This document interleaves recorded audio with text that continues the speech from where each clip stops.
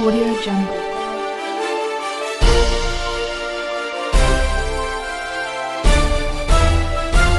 Audio Jungle.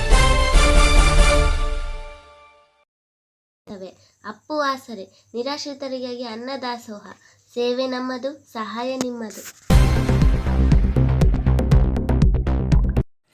Sandur ಪಟ್ಟಣದ ತಾರನಗರ ಗ್ರಾಮದ ಈದ್ಗಾ ಮೈದಾನದಲ್ಲಿ ಆಕಸ್ಮಿಕವಾಗಿ ಬೆಂಕಿ ಕಾಣಿಸಿಕೊಂಡ ಹಿನ್ನೆಲೆಯಲ್ಲಿ ವಿಷಯ ತಿಳಿದು ದಿಢೀರನೆ ಸ್ಥಳಕ್ಕೆ ಧಾವಿಸಿ ಬಂದ ಸಮಾಜ ಸೇವಕರಾದ ಖಲೀಲ್ ಇವರು ಬೆಂಕಿ ನಂದಿಸುವಲ್ಲಿ ಕಾರ್ಯನಿರತರಾಗಿ ಭಾರೀ ಅನಾಹುತ ಅವಘಡ ತಪ್ಪಿಸುವಲ್ಲಿ ಯಶಸ್ವಿಯಾದರು.